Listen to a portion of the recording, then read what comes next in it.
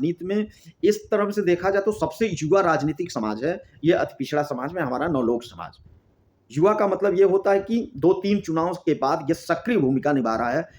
चाहे पीडीए के रूप में निभाया हो, चाहे भारतीय जनता पार्टी के साथ जुड़ करके 2017 से ये राजनीति में बहुत ही एक तरह से आक्रामक रूप से और बहुत ही एक तरह स बहुत ही जोशीले रूप से ये समाज अपनी हिस्सेदारी के लिए आगे बढ़ रहा है।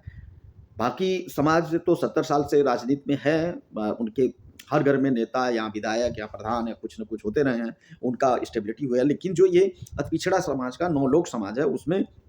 ख़ास करके ये एकदम से अपने आप को चुनाव लड़ाने के मूड में लाया है और इसीलिए सबसे महत्वपूर्ण जो बात है उत्तर प्रदेश 2027 में कि इस समाज को लेकर के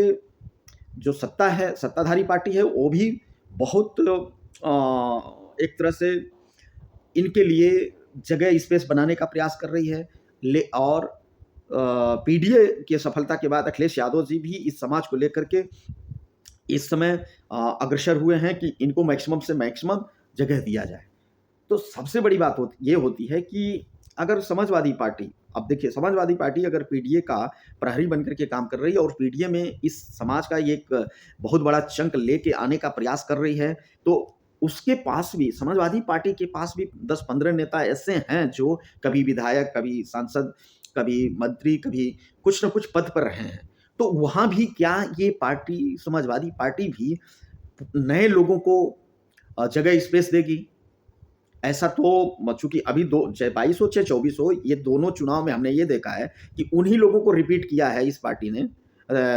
समाजवादी पार्टी ने भी, कि जो लोग पुराने हैं और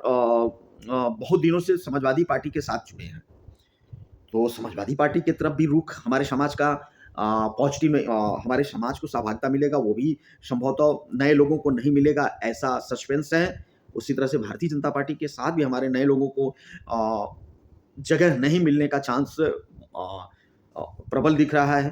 तो अब करना क्या चाहिए? हम निषाद समाज के, नौलेख समाज के जो नए लोग हैं, उनको क्या करना चाहिए? क्या हमें संजय निषाद के साथ जाना चाहिए? क्या हमें भारतीय जनता पार्टी की उम्मीद में रहना चाहिए? क्या हमें समाजवादी पार्टी के साथ जाना चाहिए?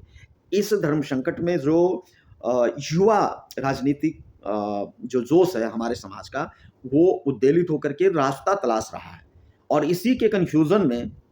कभी इस नेता, कभी उस नेता, कभी इस पार्टी, कभी उस पार्टी, कभी इधर-उधर ये भटकने का प्रयास कर रहा है और इसी भटकाव में उसको एक रास्ता दिख रहा है। उसको रास्ता ये दिखा है कि भाई उधर भी पूरा रिज़र्वेशन फुल हो चुका है, इधर भी रिज़र्वेशन पूरा फुल हो चुका है, तो हमें करना क्या चाहिए? तो इसी आधार को लेकर के जो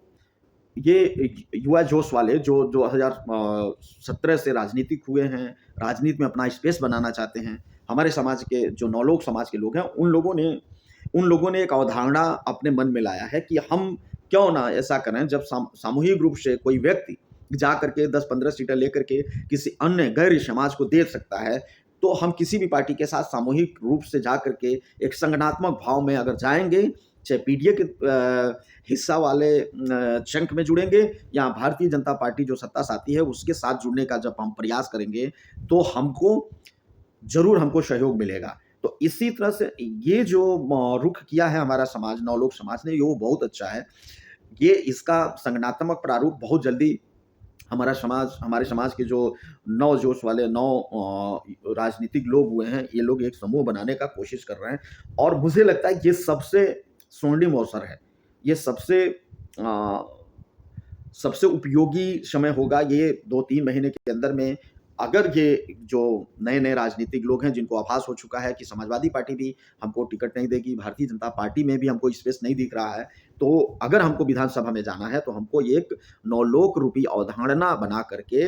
नए लोगों का एक अच्छा ग्रुप बना करके, जो लोग दावेदारी ठोक रहे हैं, ये लोग एक नया प्रारूप बनाएँगे जो सामाजिक रूप से, राजनीतिक रूप से अपने-अपने क्षेत्रों में सक्रिय हैं, लगभग 2-3 चुनाव से, ऐसे लोगों का एक बहुत अच्छा प्रारूप तैयार हो रहा है और मेरे हिसाब से ये अगर कार्य हमारे समाज के सभी जो सामाजिक संगठन हैं, जो सामाजिक नेता हैं, जो नवोदित हैं, जो 2-3 चुनाव से चुनाव लड़ने की कोशिश कर रहे हैं, लेकिन उनको पार्टियों में जगह नहीं मिली। तो अगर ये लोग ग्रुप बना कर के ये चले आते हैं, तो दोनों तरफ अ, इनकी दावेदारी के लिए लोग अपना हाथ बढ़ाने की कोशिश करेंगे, चाहे पक्ष हो, चाहे विपक्ष हो। तो ये जो चीज़ें इधर मैं समाज में घूम कर के सारी चीज़ों का जो अध्ययन किया, चाहे पार्टियों के माध्यम से, चाहे समाज में 2024 का रुख को देख कर के 2022 में जो रुख पनपा था, अ, उसका जो रिज़ल्ट है, जो परिणाम है, आने वाला 2027 में दिख रहा है। और मैं तो ऐसे लोगों को शुभकामनाएँ दे रहा हूँ कि जो लोग एक तीसरा वैकल्पिक आधार बना रहे हैं, जो लोग सदन में हकीकत में पहुँचना चाहते हैं, किसी भी शर्त पे पहुँचना चाहते हैं, लेकिन नए हैं, अगर ऐसा काम कर रहे हैं, तो उस काम के लिए हम भी सहयोग करेंगे, हम भी उनके साथ जुड़ने का कोशिश करेंगे। हम चाहेंगे कि एक समूह में ये जो 3-4 साल से 3-4 चुनाव से लोग टिकट माँग रहे हैं और पार्टियाँ उनको टिकट नहीं दी हैं, तो वो चूँकि और पार्टियाँ अब भी उम्मीद नहीं लग रहा है कि उनको टिकट देंगी, क्योंकि उनके यहाँ ऑलरेडी सभी बहुत सारे ऐसे नेता हैं कि जो लोग वहाँ पे जड़ जमा करके बैठे हैं। और भाव आप मोटिवेट करके बनाते हो, चूँकि युवा नए आप होते हो, नए में आप ज़्यादा पैसा भी खर्च करते हो, अपने क्षेत्र में भी ज़्यादा समय देते हो और बहुत सारे कार्य ऐसा करते हो कि जिसके आधार पे आपको टिकट मिल जाए, आप नेता के, चाहे इस पक्ष के नेता के, चाहे उस पक्ष के नेता के ध्यान में आप आओ, रुपया, पैसा, गाड़ी-घोड़ा सब कुछ दौड़ाते हो, खर्च करते हो। तो अब ये जो भावना आ रहा है, ये जो भाव आ रहा है हमारे समाज में एक तीसरे विकल्प की, कि भई जो मैक्सिमम हमको देगा, जो नए लोगों को मैक्सिमम एडजस्ट करेगा, चाहे पक्ष हो, चाहे विपक्ष हो, हम उसके तरफ जाएँगे। इसका हम भी स्वागत करते हैं और समाज ने भी स्वागत करना चाहिए। और जो लोग